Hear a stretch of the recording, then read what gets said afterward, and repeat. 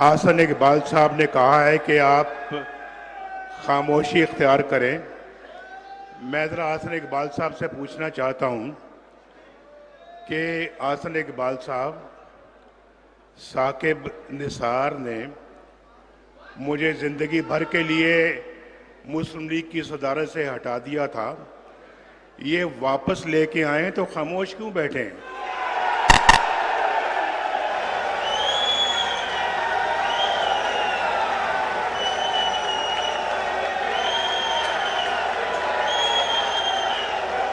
इनको खुशी मनाने नहीं दें।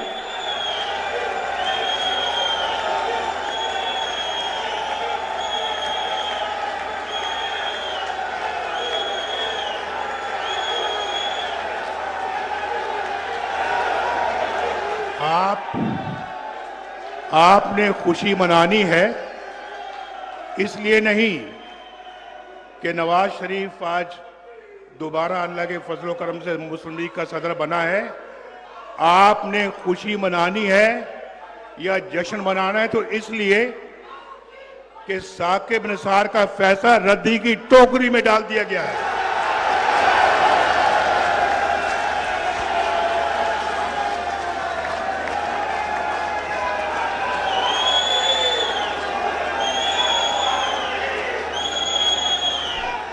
बुलाएं जरा उनको, आज बुलाएं जिन्होंने फैसला किया था कि नवाज शरीफ को हमेशा के लिए फारिग किया जाता है। आज नवाज शरीफ अल्हम्दुलिल्लाह फिर खड़ा है आपके सामने।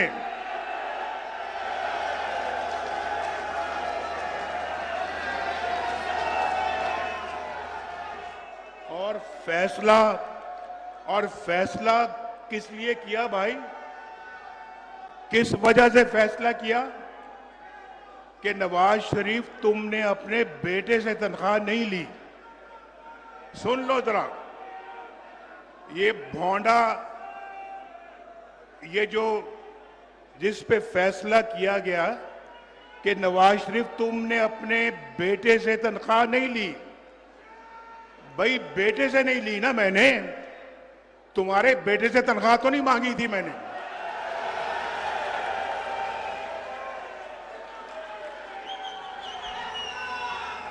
ये मुस्लिम लीग, मैं आप सबको पहले तो बहुत खुशामदीद कहना चाहता था, अपने कारकुनान को, और ये कहना चाहता था कि अल्लाह के फजलो करम से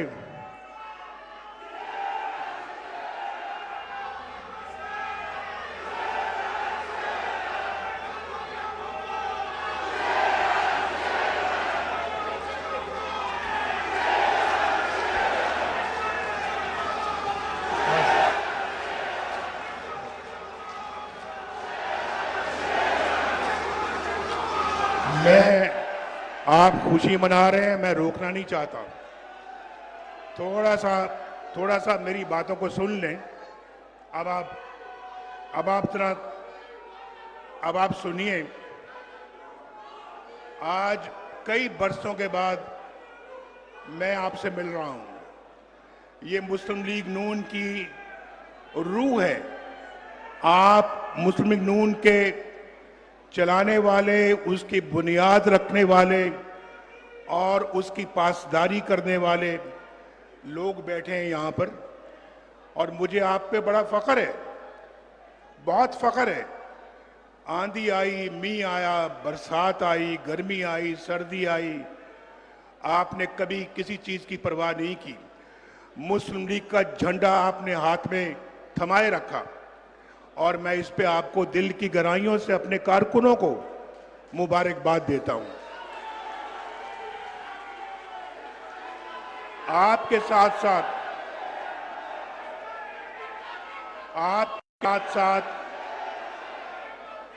मैं शहबाज शरीफ साहब को, जो मेरे छोटे भाई भी हैं, बस अब 2 मिनट जरा सुन लें। आपके साथ साथ मैं मोहम्मद शहबाज शरीफ साहब को भी, जो मेरे छोटे भाई भी हैं, दिल की गहराइयों से मुबारकबाद पेश करता हूं। बहुत उतार चढ़ाव आए, बड़े नशेब व फराज आए, लेकिन शहबाज शरीफ साहब माशाअल्लाह पूरे इस्तेकाम के साथ खड़े रहे और पार्टी का उस इम्तिहान में पूरे उतरे जो शहबाज शरीफ साहब के हवाले की गई थी पार्टी। अल्हम्दुलिल्लाह आप जानते हैं कि बहुत सारे लोगों ने मेरे दरमियान और शहबाज शरीफ साहब के दरमियान इस रिश्ते में दरारें डालने की कोशिश की और आपके और मेरे दरमियान भी दरारें डालने की कोशिश की, लेकिन आफरीन है शहबाज शरीफ साहब पर, आफरीन है कि वो डोले नहीं, ना झुके ना बिके, अपने भाई के साथ खड़े रहे, इस पार्टी के लिए खड़े रहे, परचम थामे रखा और मुझे इसलिए उन पे फख्र है, उन पे नाज है। और ये बहुत खुशी की बात है कि आज माशाअल्लाह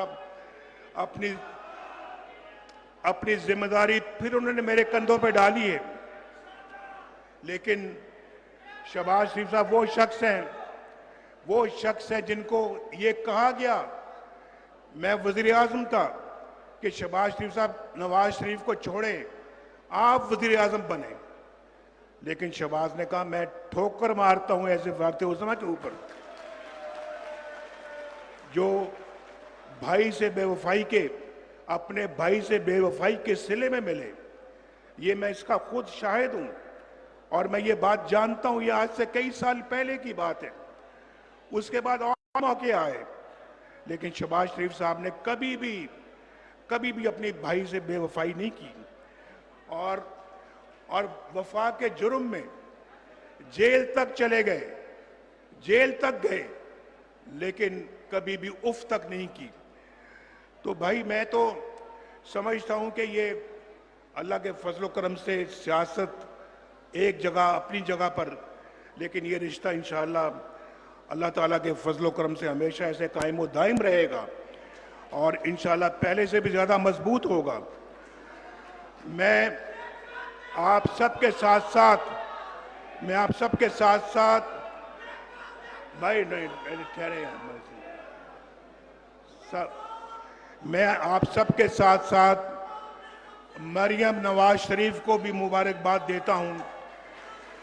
बहुत कड़े वक्त में उन्होंने पार्टी को भी मुतहर्रिक रखा, जेलें भी काटी और पार्टी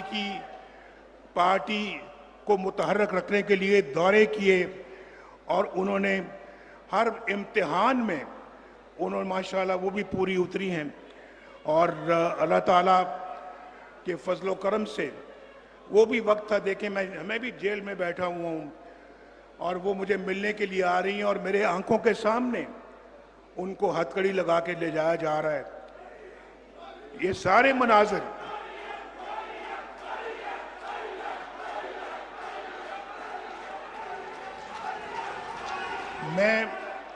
मैं बात कर रहा हूं, मैं उनके साथ साथ हमजा शहबाज की भी बात करना चाहता हूं,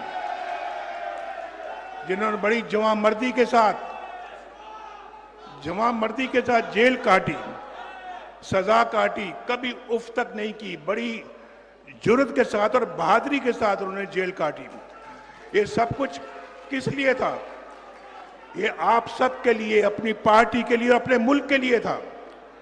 तो भाई मैं समझता हूं कि आप में से एक एक कारकुन अभी ये बैठे हुए हैं मेरे साथ, यहाँ पर राना सनाउल्लाह साहब भी बैठे हुए हैं, बशीर मेमन भी बैठे हुए हैं, यहाँ पे सेक्रेटरी जनरल भी बैठे हुए हैं, इसहाक डार साहब भी बैठे हुए हैं, अमीर मकाम साहब भी हैं, जमाल काकड़ साहब भी हैं, शाह गुलाम कादर भी बैठे हुए हैं, हाफिज हफीजुर रहमान साहब भी बैठे हैं, डॉक्टर तारिक फजल चौधरी भी बैठे हुए हैं और वो भी बैठे हुए हैं माशाअल्लाह।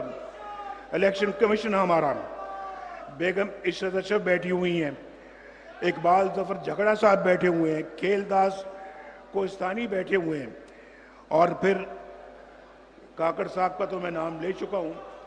और यहाँ पे मैंने देखा अभी जो हमारे पार्टी के सदर बलूचिस्तान के जो आज गवर्नर हैं वो भी यहाँ कहीं बैठे हुए हैं। कहाँ बैठे हुए? वो बैठे हुए हैं जो गवर्नर बन चुके हैं। तो माशाल्लाह ये अल्लाह के फजल करम से सब लोग वो हैं जिसमें हमें आज बहुत फ़ख्र है कि वो हमेशा पार्टी के लिए उन्होंने बहुत कुर्बानियाँ दी। और सबसे ज़्यादा मुबारकबाद के मुस्तहिक आप हैं। आप हर इम्तिहान में माशाल्लाह आप पूरे उतरे हैं। और मैं यहाँ पर ये भी बात करना चाहता हूँ। देखें, आज मौका है, जनरल काउंसिल बैठी है, पार्टी की क्रीम है, क़यादत है, यहाँ बैठी हुई है। राना सनाउल्लाह साहब ने कौन सी सख्तियाँ जो बर्दाश्त नहीं की, कौन सी हैं? ख्वाजा साद रफीक साहब है, कौन सी सख्ती जो बर्दाश्त नहीं की उन्होंने, और क्या क्या जुल्म नहीं झेले इन्होंने जेलों में। हनीफ अब्बासी साहब हैं, इसहाक डार साहब हैं, आसन इकबाल हैं, ख्वाजा आसिफ हैं, और फिर हमारे एक दोस्त शाहिद खाकान अब्बासी भी हैं जिन्होंने बड़ी मुसीबतें झेली हैं। 1999 में मेरे साथ जेलें काटी हैं, कभी उन्होंने उफ तक नहीं की, बड़ी बहादुरी के साथ काटी। फिर उसके बाद ख्वाजा सलमान रफ़ीक हैं, तलाल चौधरी हैं, मियाँ जावेद लतीफ़ हैं, निहाल हाशमी हैं, आहद चीमा है, और मेरा छोटा सा भतीजा है यूसुफ अब्बास शरीफ, उसने भी इस उम्र में जेलें काटी। अगर मैंने किसी का नाम नहीं लिया तो मैं माजरत चाहता हूं, क्योंकि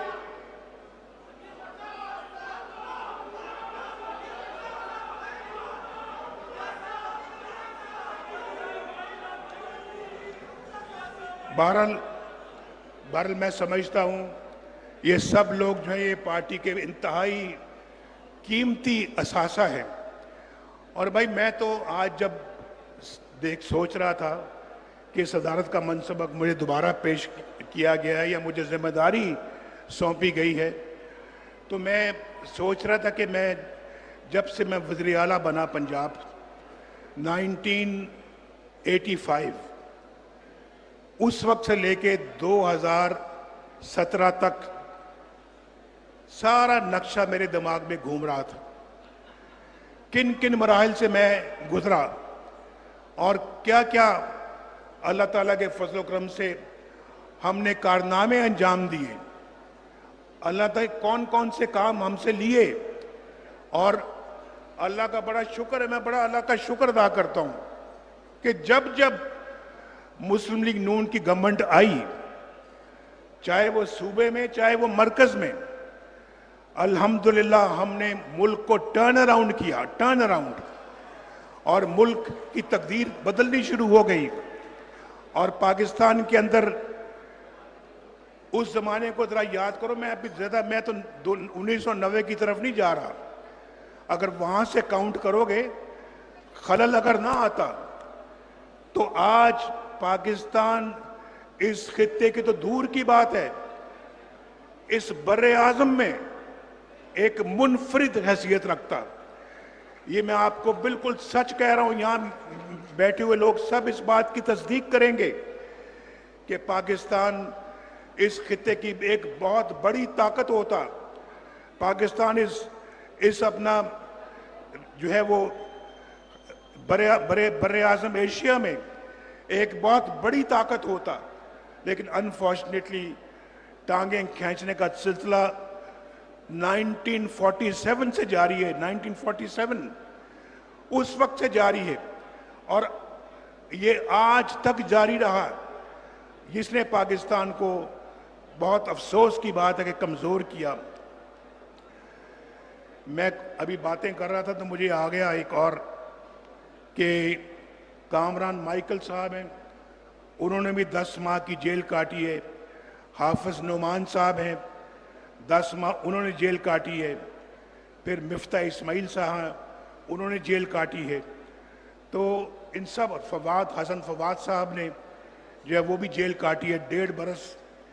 तो ये मैं माजरत चाहता हूं कि मैं ये नाम नहीं ले सका, लेकिन मैं आपको बताता हूं, देखें मेरी बात सुने। ये कभी कभी ऐसा मजमा होता है। आज पार्टी के करीब बैठी हुई है, हमने अपने पाँव पे खुद कुल्हाड़ियां मारी हैं। ये हमें मान लेना चाहिए, ये आज मान लेना चाहिए कि हमने अपने पाँव पे खुद कुल्हाड़ियां मारी हैं। मैं ईमानदारी से कहता हूं, ईमानदारी के साथ, कि 1990 में जब मैंने हुकूमत संभाली मरकज में और वज़ीर आज़म अल्लाह के फजल से बना, अगर खलल ना आता, बीच में टांगें खींचने वाले लोग ना आते, आज पाकिस्तान में गुर्बत नाम की कोई चीज ना होती, गुर्बत नाम की कोई चीज ना होती, बेरोजगारी नाम की कोई चीज ना होती। आज पाकिस्तान खुशहाल तरीन मुल्क होता। आज डॉलर भी मेरे जमाने में 104 पे था, मैं उसी की बात करूंगा, मैं आज की बात नहीं करता, या 6 महीने या साल 2 साल पहले की बात नहीं करता। मेरे जमाने में 104 था। आप यकीन करें कि 104 पर भी ना डॉलर पहुंचता। डॉलर आज भी कहीं 50 रुपए के लगभग होता। ये मैं बिल्कुल ठीक कह रहा हूं। और पाकिस्तान जो है वो तरक्की की रफ्तार में सबसे आगे होता। जरा मुलाहिजा फरमाएं, मैं 1990 में नहीं जा रहा, अगर मैं जाऊंगा तो बहुत कुछ कहना पड़ेगा। 2017 में आ जाए। मैं बताता हूं, कौम को भी पता लगना चाहिए, हमारी कौम की याददाश्त कमजोर है, कमजोर है कि नहीं समझती किसी इसने क्या किया और ये शख्स क्या कर गया है, उसने क्या तामीर किया और इसने क्या तबाही की है। आटा मैं 35 रुपए छोड़कर गया था, मैं फिर दोबारा गिनवा देता हूं क्योंकि सबकी याददाश्त कमजोर होती है।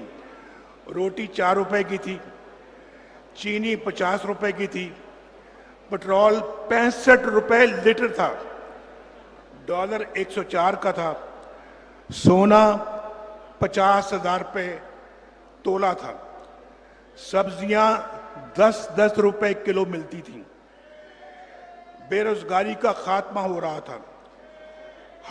हमारे हाथ में कोई कशकोल नहीं था, कोई कशकोल नहीं था। यकीन माने कभी कशकोल लेकर हम नहीं गए कि हमें इतने पैसे दे दो, हमें इतना इमदाद दे दो, हमें इतनी ग्रांट दे दो, कभी नहीं। अपने जोरे बाजू पे सारे काम किए, अल्हम्दुलिल्लाह, अपने वसाइल से सारे काम किए। दहशतगर्दी का खात्मा जैसे पूछ चुके हैं वो आसन इकबाल साहब, हमने किया। हमने कराची का अमन हमने बहाल किया, मोटरवेज पाकिस्तान में हमने बनाई है, हमने।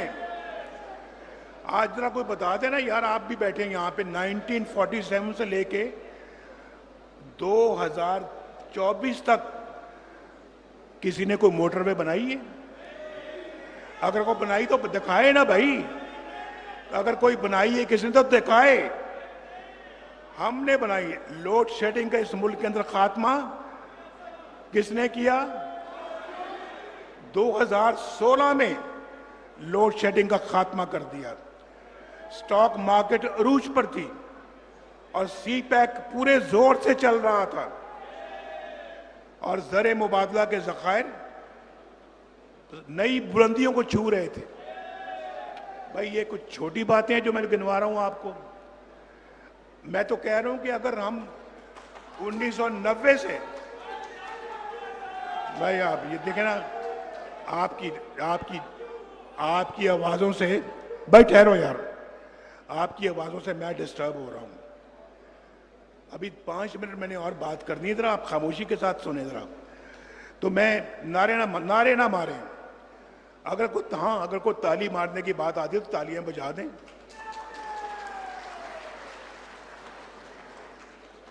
लेकिन पाकिस्तान की खुशहाली सिर्फ 4-5 लोगों ने छीन ली, करोड़ों आवाम को उस खुशहाली से महरूम कर दिया। मैं उनसे पूछता हूं कि क्या भी ये कोई बात थी कि आपने बेटे से तनख्वाह नहीं ली तो लिहाजा आप वजीर आजम हैं, आप घर जाएं, छुट्टी करें। ये कौन से मुल्क में ऐसे फैसले होते हैं? और मुझे पाकिस्तान के अलावा आप किसी और मुल्क का नाम ले जहां ये ऐसे फैसले होते हैं, बताएं जरा, बताएं। या तो होता ना कि मैंने 460 अरब रुपए का डाका मारा था अल कादर ट्रस्ट, जो भी आप जानते हैं ना, अल कादर ट्रस्ट जो इमरान खान का जो ट्रस्ट है, 460 अरब रुपए की मैंने हेराफेरी की थी। उस पर अगर आप मेरी छुट्टी कराते तो कोई मुझे भी गिलाना होता, शायद कोई मेरा हमदर्द भी ना मिलता पाकिस्तान में। लेकिन आप मेरी छुट्टी करा रहे कि मैंने बेटे से तनख्वाह नहीं ली। ये कौन से मुल्क में ऐसा फैसला होता है? ये इन लोगों ने पाकिस्तान को तबाह बर्बाद किया। इन लोगों ने, ये वो लोग हैं, ये 4-5 लोगों ने आपके मैंडेट को तबाह बर्बाद किया। आज क्या आप लोगों को थोड़ी बहुत शर्म आती है या नहीं आती?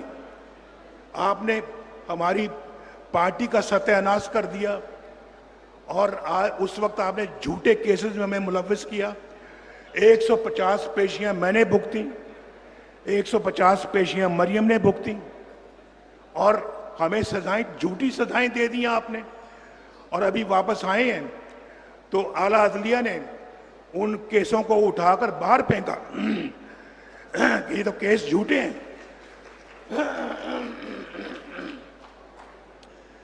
तो मुझे बताया जाए कि हमारे ऊपर ये झूठे केस क्यों बनाए गए? आज इमरान खान के खिलाफ सच्चे केसेस हैं। कौन सा ऐसा केस है जो गलत है, जो झूठ है? जरा मुझे बताया जाए कौन सा है। और फिर आप तो भाई, आपने तो भाई मैं थोड़ा सा अगर आपको गिनवाऊं, आपने तो पाकिस्तान की सियासत ही इनके कंधों पर बैठ के शुरू की है। इनके कंधों पे बैठ के आप सियासत में आए हैं। और आज वो टेप निकाल के सुन लें, आप सुन लें कि मैं जा रहा हूं भाई वहां पे बनी गाला में उनके घर पर, और उनके घर पे जाके मैं कहता हूं आए इमरान खान साहब आप भी चलें हमारे साथ, मुल्क की खिदमत करते हैं। मुझे कोई ज़रूरत नहीं जाने की, हमारे पास काफ़ी तादाद थी कौमी असम्बली में, अपना एक मैंडेट था। लेकिन उसके बावजूद मैंने कहा हम सबको मिलकर साथ चलना चाहिए, तो मैं उस गरज से उनके पास गया और मैंने कहा कि आप आए, पार्लियामेंट में आए, आप हमसे आके बैठ के मुशावरत करें, आए मिलके मशवरे से गवर्नमेंट चलाएं। तो उन्होंने, जनाब आपको पता है, उन्होंने मुझे आखिर में कहा अच्छा नवाज शरीफ साहब ये बनी गाला की जो सड़क आती है ना, ये बनवा दें आप। बनी गाला की सड़क में बात खत्म हुई। मैंने कहा अच्छा जी बनवा देंगे। वो मैंने हफ्ते 10 दिन में बनी गाला की सड़क बनवा दी।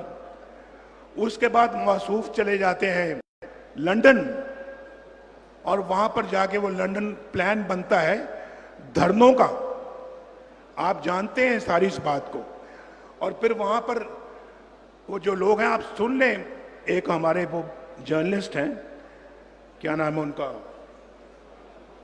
मुबशर लुकमान साहब, वो कहते मैं उस मीटिंग में खुद मौजूद था, बल्कि होटल का बिल भी मैंने दिया। जो वहाँ पे वो एक अपना वो जर्नैल साहब थे, एक मौलाना साहब आए थे कनाडा से, और एक अपना इमरान खान थे, फिर चौधरी परवेज लाई थे। इन सब ने मिलके प्लान बनाया कि जी नवाज शरीफ की हुकूमत को हमने ख़त्म करना है, और ये आए और धरने दिए आके। उसके बाद फिर दूसरी मीटिंग की बात करता है कि जब मेरे पास एक बंदा भेजा गया कि नवाज शरीफ साहब आप जो है ना वो इस्तीफा दें और घर जाएं धरनों के दौरान। ये मैं आप वो बता रहा हूं जो वजीर आजम पे गुजर रही है। हमारे वजीर आजम इन ऐसी चीजों से गुजरे हैं, और मुझे कहा गया कि आप इस्तीफा दें और घर जाएं, वरना आप फिर आप अपना तैयार रहें, आपके साथ वो सलूक किया जाएगा जिसको आप याद रखेंगे। तो मैंने तो उनको कहा, मैंने कहा जी आपने जो करना कर लें, नवाज शरीफ ने कभी इस्तीफा नहीं दिया।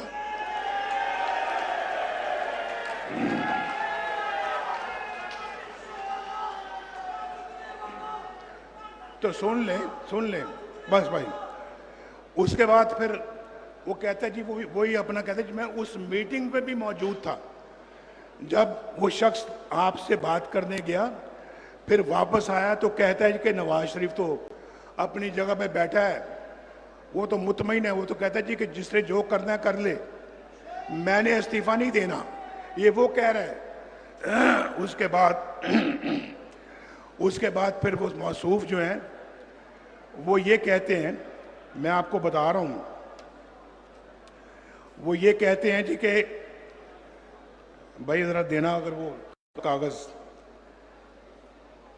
हाँ वो कहते हैं, वो सुन ले वही जो लंदन गए थे जर्नैल ज़हीरुल इस्लाम, वो कहते हैं कि हमने अपनी खुद बात करता है, सुने जरा मुलाहिजा फरमाएं। हमने मुख्तलिफ पार्टियों को ट्राई किया,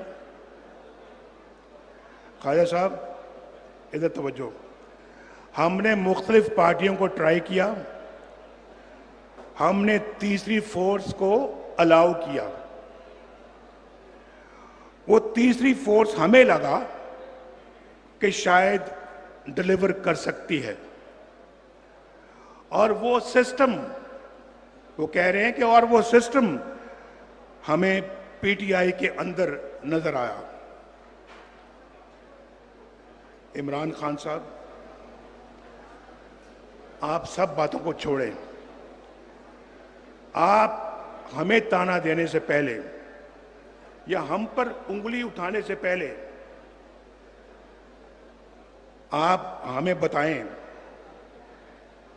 कि ये तीसरी फोर्स जो है वो आप नहीं थे।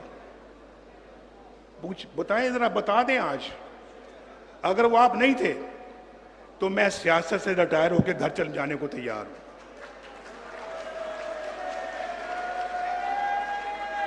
मैं छोड़ दूंगा सियासत, मैं जो बात कहता हूं उसको पे अमल करता हूं, आप जानते हैं इस बात को। अल्हम्दुलिल्लाह मेरी इतनी क्रेडिबिलिटी है, मैं कसम भी नहीं खाता, लेकिन मैं वादा करता हूं कि अगर वो तीसरी फोर्स का इशारा आपकी तरफ नहीं था तो मैं सियासत भी छोड़ने को तैयार हूं। वो आप थे, आप। और मैं तो कहता हूं कि इन्हीं लोगों ने आपकी बुनियाद रखी है, आपकी सियासत की बुनियाद रखी है। हमारी हुकूमत का तख्ता भी आपने उल्टवाया इन लोगों की मदद से, जमहूरियत को पत्थर से भी आपने उखाड़ा, और ये इन लोगों ने, आप यहां तक उनके हौसले बुलंद हो गए थे, प्राइम मिनिस्टर के हाउस के सामने धरना हो रहा है और वो कह रहे हैं कि नवाज शरीफ हम तुम्हारे गले में रस्सा डालकर खींचकर बाहर लेके आएंगे तुम्हें। किसकी मां पर इतनी बड़ी बड़ी धमकियां दे रहे थे? क्या यही वो अंपायर की उंगली नहीं थी जिसके इमरान बार बार जिक्र करता है? अंपायर की उंगली, ये वही था अंपायर। तो मैं आपसे पूछना चाह रहा हूं कि इन बातों का जवाब इमरान खान साहब आप दें, कौम को दें। आपका तो कोई केस ही नहीं है। अगर आप इनका बातों का जवाब देंगे तो उसके बाद फिर आप हमसे बात करना। आपके तो जो केस के अंदर मेरिट तो कोई है ही नहीं, आपका कोई मेरिट नहीं है आपके केस में। तो आप अपना इस तरह, आप तो उन लोगों की पैदावार हैं, और 2018 के इलेक्शन में जो हुआ था उसके भी आप अच्छी तरह से आप जिम्मेदार हैं, इन लोगों के साथ साथ आप जिम्मेदार हैं। तो भाई हम तो आज 28 मई है, हम तो 28 मई वाले हैं, हम 9 मई वाले नहीं हैं।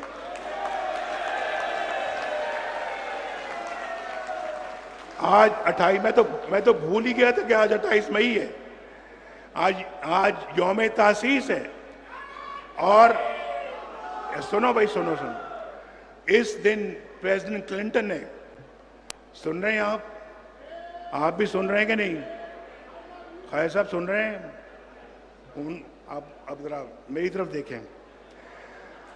उस दिन प्रेसिडेंट क्लिंटन ने कहा जी हम नवाज शरीफ साहब $5 अरब दे रहे हैं आपको, $5 अरब। आप बराए मेहरबानी एटमी धमाके ना करें। हमारा जमीर खरीदने की कोशिश की गई, जमीर। देखिए, आपका नुमाइंदा अगर हूं तो फिर आपको भी थोड़ा सा मुझ पे एतमाद होना चाहिए, और अगर फख्र नहीं करना तो एतमाद तो करें। मैंने उनको कहा, मैंने कहा क्लिंटन साहब हमारे जमीर का सौदा ना करें, हम बिकने वाली कौम नहीं है।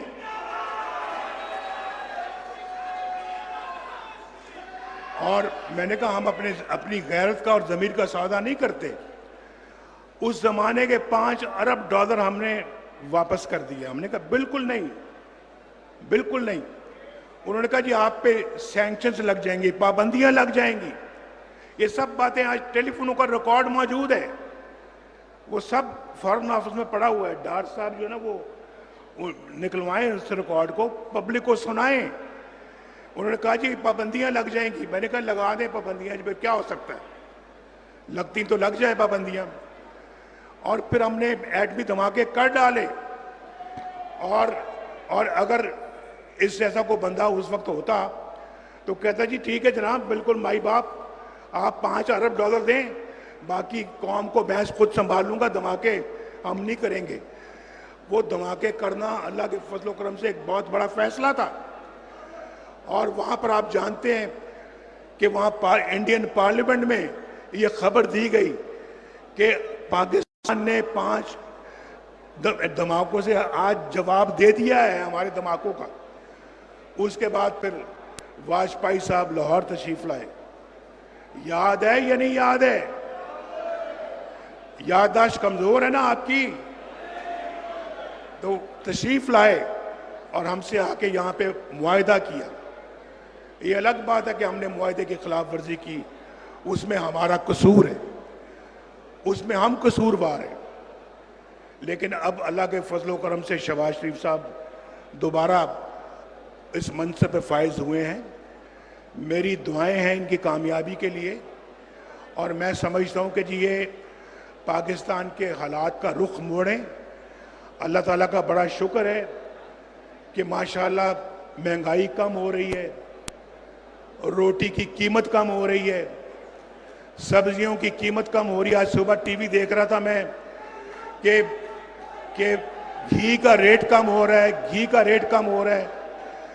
और माशाल्लाह स्टॉक एक्सचेंज फिर बुलंदियों को छू रही है।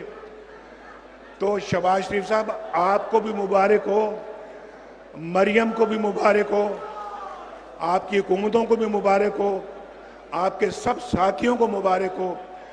इंशाअल्लाह ये समझ लें शहबाज साहब, ये समझें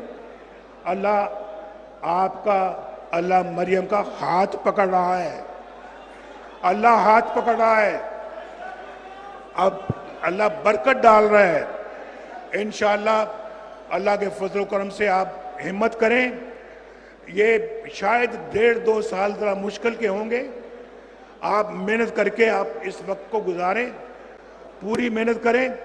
अगले 3 बरस इंशाअल्लाह बहुत अच्छे हो जाएंगे और पाकिस्तान एक दफ़ा फिर खुशहालियों की तरफ लौटेगा।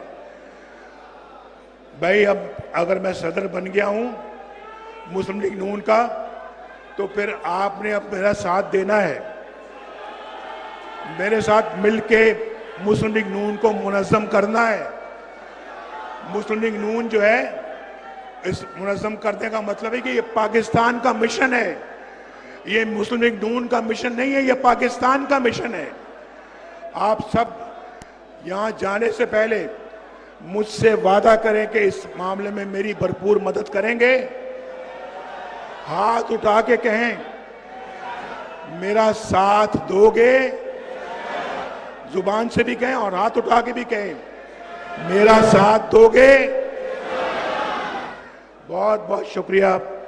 अल्लाह ताला आपका हामी और नासिर हो।